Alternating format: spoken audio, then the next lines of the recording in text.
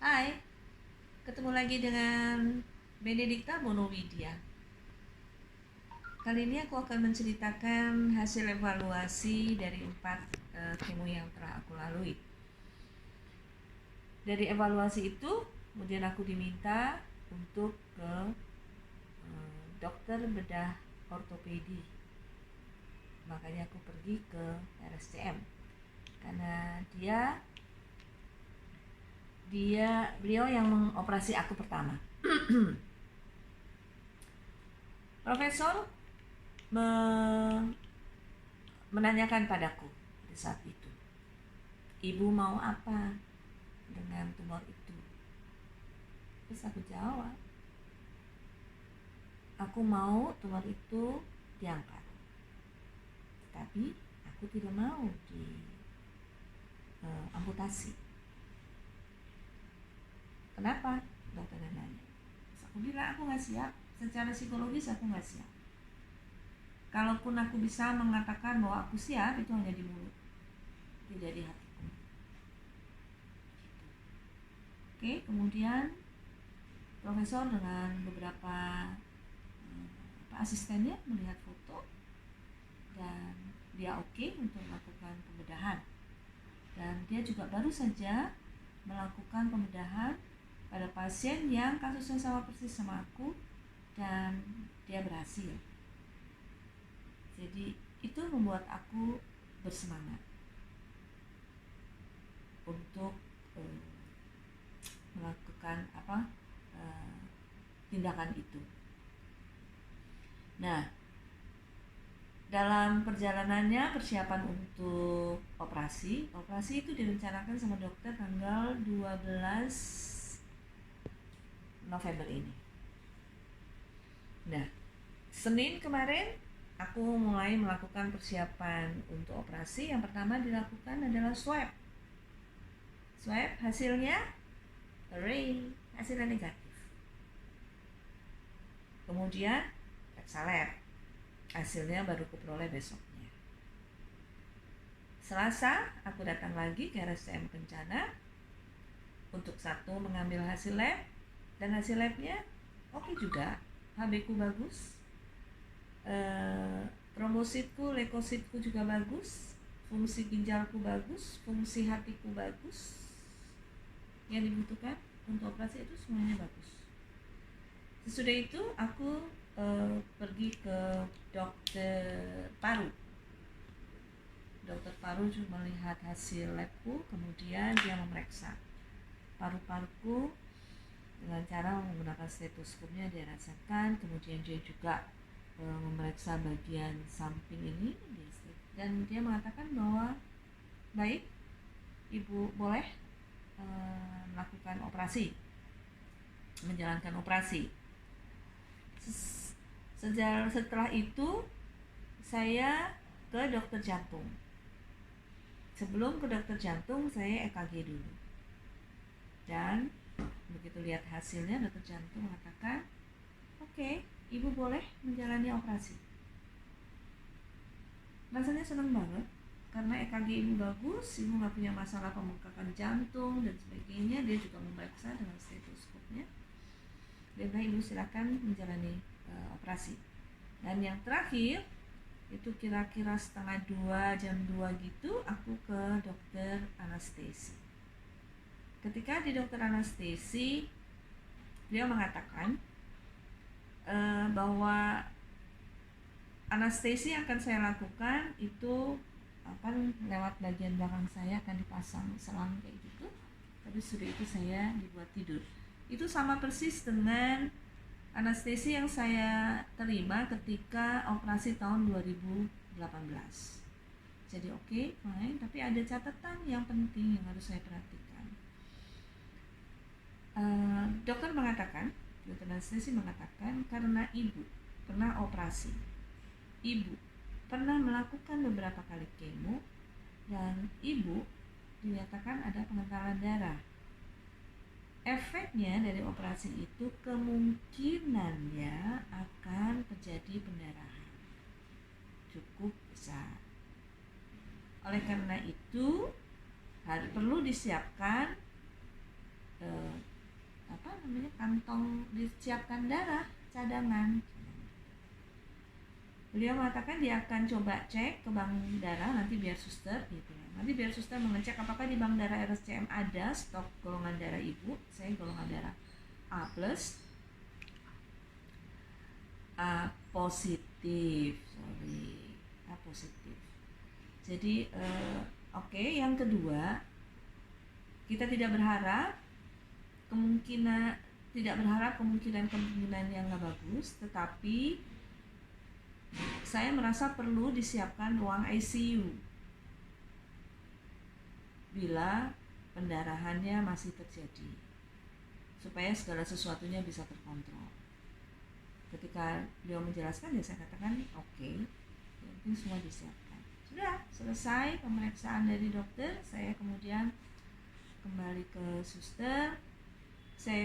suster di ortopedi.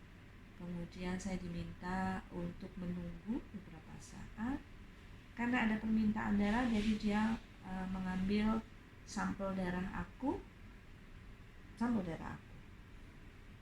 Dan dari sampel darah itu kemudian petugasnya pergi ke bank darah RSCM. Dan ternyata jam 5 sore kami baru diberitahu, karena di sana semuanya sifatnya manual. Di RSCM ini manual untuk tahu ada cadangan darah apa enggak.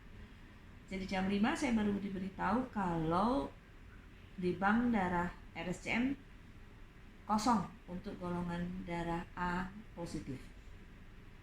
Jadi aku harus mencari darah di PMI. Saya dikasih form, yang dibutuhkan adalah 500 ml darah. Kemudian juga disuruh mencari pendonor darah. Nah, disitulah kemudian ada hektik gitu, kekhawatiran apakah bisa dapat dan sebagainya. Akhirnya Kakak Yanti mengatakan, oke, kita jalan lewat FB, kita share informasi ini ke FB, siapa tahu ada yang membantu. Kemudian ke WA group yang kami miliki.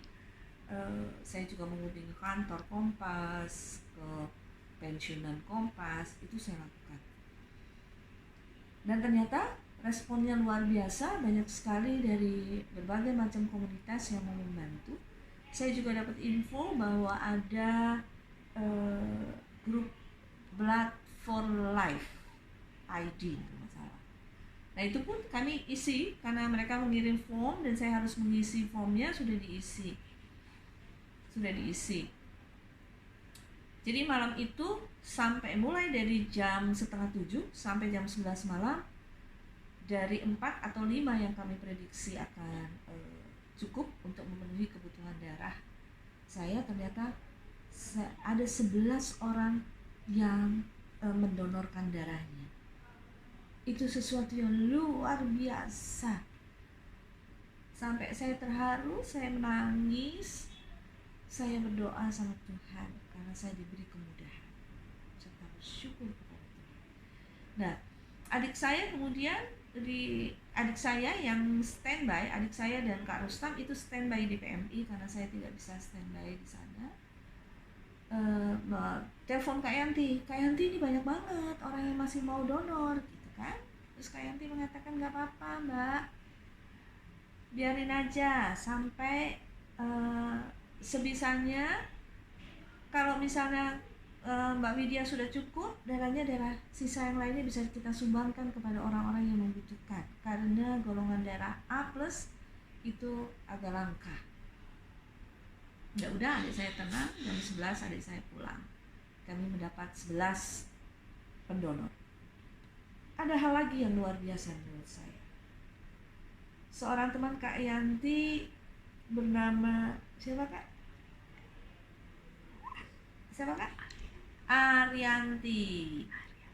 Aryati.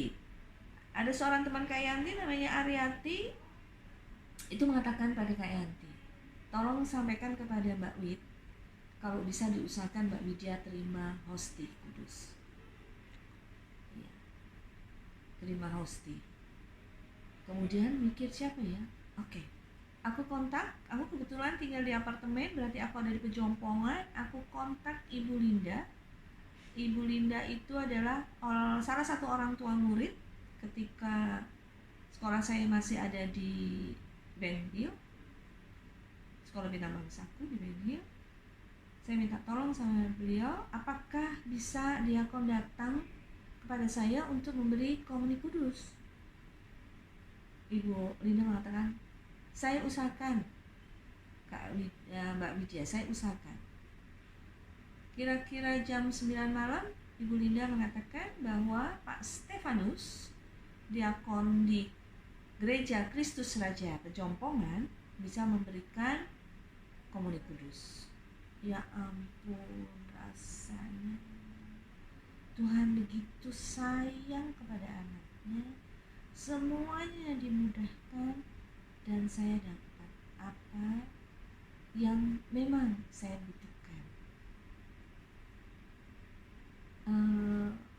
Tadi pagi tepat jam 9, Pak Stefanus koreksi jamnya, jam 10 Pak Stefanus dan Ibu Linda datang menemani saya untuk berdoa tobat, ya, dan juga ekaristi kecil untuk menerima komuni kudus. Teman-teman mungkin bisa lihat di video yang saya pasang di FB ya. Oke teman-teman, itu cerita saya hari ini. Saya akan lanjutkan ke cerita-cerita atau video-video berikutnya selama perjalanan saya operasi yang akan dimulai besok pagi. Doakan segala sesuatunya kita serahkan kepada Tuhan. Pasti Tuhan akan memberikan jalan yang terbaik. Oke, terima kasih. Sampai jumpa pada video berikutnya. Dadah.